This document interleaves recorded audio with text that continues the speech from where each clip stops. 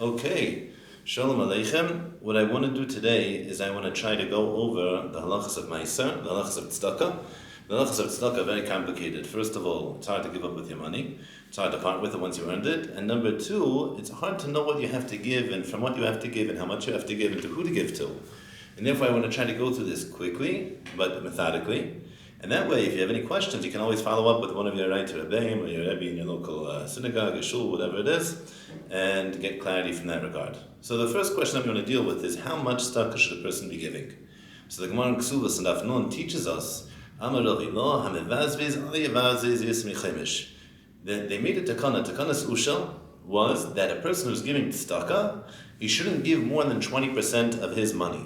So we have a Gemara that says you shouldn't give more than 20%. Now the question is, before that takana and usha, how much were you supposed to give?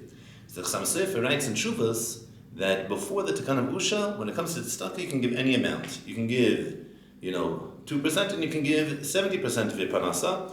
There's no limit to how much tzedakah was. Comes along the Gemara in the takanas usha. Takanas usha tells me that you shouldn't give more than 20%.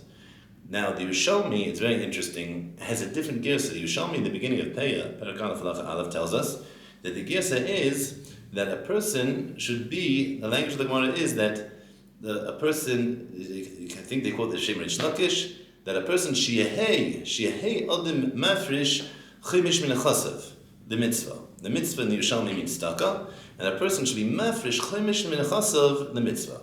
That means, according to the Yerushalmi, a person should give 20% of his money.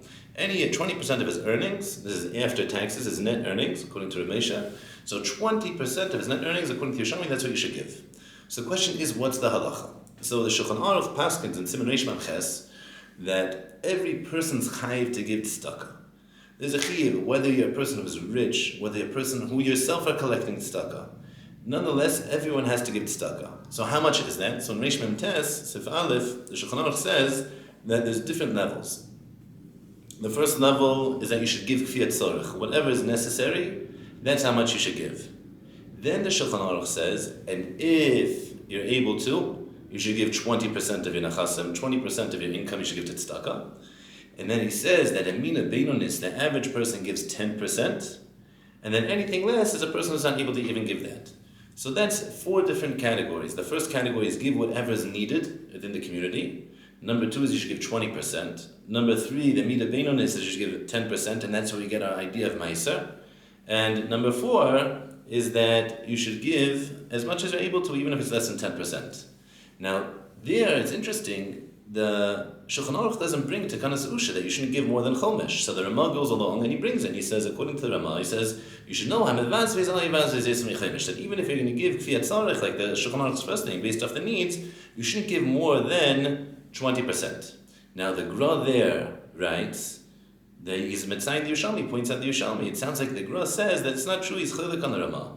So we have here 2 different opinions. According to the Shulchan Aruch, the Ramah, you should give, that mida beinonis is Maaser, 10%. You could give up to 20% according to the Ramah, but not more. And according to the Gra, you should give 20%.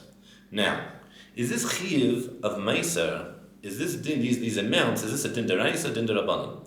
So everyone agrees that the mitzvah of tzedakah is a mitzvah deraisa. These amounts, though, the fact that we quantify it to a certain degree, is that a deraisa derabanan? So Tosfos in Maseches Tainus on the Daf Tesam and Aleph brings a Sifri. And the Sifri says that we have nowadays a chiyuv to be mafresh Maaser the same way that there was a chiyuv to be mafresh Maaser ani. We know that when there was an agricultural society, they had to take tithes. Part of the tithing was that once every 3rd year of the Shemitah cycle and 6th year of the Shemitah cycle, they had to separate 1/10 of the produce and give it to the poor, impoverished people. So the Sifri says that nowadays that we have a monetary society that's based off of commerce and not based off agriculture, so therefore you should give 10% of your income to charity as well. From that Sifri, it sounds like the din of Maaser is a din d'oraisa. Now, interestingly enough, the Bach disagrees. The Bach is actually in Hilchos Maaser, so he's not in Hilchos tzedakah, in Siman Shin Lamed Aleph, and the Bach writes that nowadays the chiyuv to give Maaser is actually not even a din d'oraisa, it's not even a din d'rabanan. Rather, it's a minhag, and it's a minhag to give Maaser. And in the similar vein, the Pischei Tshuva paskins like that in Siman Reish Mem Tes, and some of the Shut Pnei Yeshua, and so does Shulchan Yoyer, and it seems like that seems to be really the underlying opinion of the Achronim, is that the chiv to give 10% of Maaser is only a minhag, which might sound surprising to you, but that's how it is. There's a chiv tzedakah, which is deraisa. The fact that you give 10% or 20%, all of these values that were determined in the Shulchan Aruch are only a minhag. Now, how do I prioritize my tzedakah? So this is a very interesting question. Surprisingly enough, this part's not surprising, but you'll see it's a surprising list. The highest priority when it comes to giving tzedakah is in concepts of pikuach nefesh, anything which is life-saving. A person needs a surgery and they can't afford it, and it's a life-saving surgery. Or a person, the Shulchan Aruch talks about it by pidyon shvuim. People used to be taken captive, and if they weren't redeemed relatively quickly, so then they would be killed. So that's the first priority. The first priority comes to pikuach nefesh. The second priority is achzakas haTorah, supporting Torah institutions, supporting Torah learning. That is the second priority in tzedakah. The third priority is a machlekes between the Shulchan Aruch and the Gra. According to the Shulchan Aruch, the third priority is supporting a shul and the needs of a shul, and the fourth priority is taking care of sick people who aren't mortally at danger. And according to the Gra, it's the opposite. It's first comes sick people, cholim, who aren't in a status of sekanas nefashos, their life's not at risk. And the fourth category is supporting the Beit Knesset and whatever you need in order for the shul to operate and function. Now, what's so interesting is that the fifth level of tzedakah, that's when we start getting to impoverished people, meaning the pikuach nefesh and the cholim are impoverished people, but that's a very specific context where there's a danger to someone's life, either a mortal danger or just that their life they're not able to function properly. Now we get to the people whose just needs aren't being met. So stage number 5 is achnasas kala. In order to have someone be able to have a marriage and start their life off, that's the 5th category of tzedakah. Then the 6th category of prioritizing tzedakah is your family. If someone has family members who need help, they can't support themselves, that's the 6th level of priority when it comes to tzedakah. Then 7th and 8th is also a machlokes in achronim. According to the Pischei Tshuva, the 7th priority is aniyei recha. Aniyei recha, the aniyim of your city. Now nowadays it doesn't really apply aniyei recha, just because transportation is so simple. So the poskim say that nowadays the halacha of aniyei recha really applies to people who are part of your community. Whoever's a part of your community, that has a halachic status of aniyei recha. So it could be that you're in University of Maryland, and you're in the Upper West Side, and you're all the way out in California, but all of you are part of the greater Orayta community. So your friend who was in your Shana Aleph with you, that's in California, and you're in the Upper West Side, he's part of any Recha because he's part of your community. If you don't take care of him, who's going to? And according to Pischei Tshuva, the 8th category of prioritization is based off of their Torah knowledge. So a Talmud Chacham comes before an Am Haaretz. Those are the 8 levels of Kedima, and according to the Divrei Chaim, he disagrees. He says that Talmud Chacham comes before Ani Recha.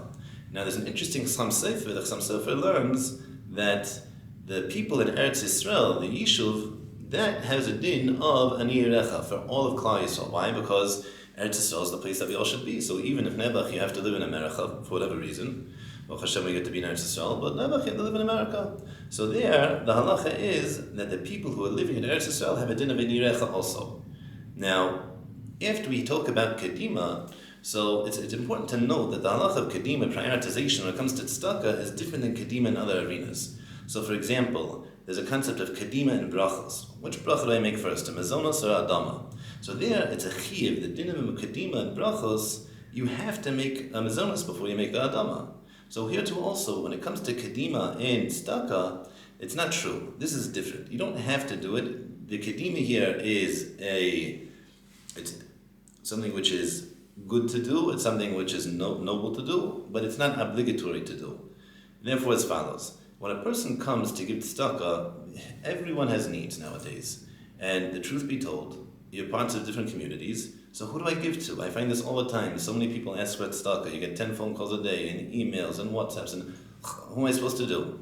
So like this. There's a very simple way to break down how you should give tzedakah. Number 1, there's something called Achzakas HaTorah. According to the Shulchan Aruch, and this is mamash a case of Pukoch Nefesh, the most important tzedakah that you could do is Achzakas HaTorah, to support the Torah institutions. If we don't support Torah institutions, no one's going to promulgate Torah. What's going to be with Klal Yisrael? So for sure, it's important Achzakas HaTorah. So a third of your tzedakah should be set aside for Achzakas HaTorah. Number two, there's poor people. People in your community need help. People, within Klal Yisrael need help. So then there's money that's set aside for aniyim. That should be a third of its tzedakah as well. And then there's so many wonderful institutions that do chesed and that take care of Klal Yisrael in different ways that are not, what we would call achzakas HaTorah, and it's not necessarily poor people, but chesed institutions which do wonderful, wonderful things. There, that what I would set aside for a third of your tzedakah as well. So therefore, as follows. Really, we have a Yeshivat Orayta to give tzedakah. There's a very strong minhag which is brought down already in the Shulchan Aruch, that a person, if they're able to, should support whatever they could. But if they can't, then Ayin Tiv gives 20%, an Anam Beinani gives 10%, and if you're not able to, you give what you can, but you still have a Yeshivat Orayta to give tzedakah. And there we said that you should break that up into three categories: Achzakas HaTorah, and aniyim, poor and impoverished people, and third is that you should give for causes which speak to you, causes which you think are important. Now, we know, Baruch Hashem, we're sitting here in the new branch of Orayta, the new Beis Midrash. Baruch Hashem, I just came from the old Beis Midrash, and Orayta is growing. Orayta, besides it having the biggest Shana Aleph that we have ever had coming next year, we also are starting a Hesder program. We're also starting a post-college program. We have 2 Batei Midrash. We're leveling up in ways which we couldn't have imagined.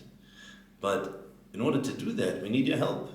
We're part of the community of Orayta, and if we don't support ourselves, then who's going to support us? So we're turning to you, and Mitzvah Hashem, we have an opportunity to take part in the mitzvah of tzedakah, which is the highest level of tzedakah. Number 1, it's achzakas HaTorah. Number 2, it's helping people who wouldn't be able to pay for coming to yeshiva. You can help them pay to come to yeshiva also. That's helping aniyim. And they're not just aniyim, they're aniyim who are part of your community. So Mitzvah Hashem, the big fundraiser for scholarships is coming up this coming May. I'm sure you're going to hear a lot of information about it, but please keep this in mind when we turn to you. Wishing you all the best.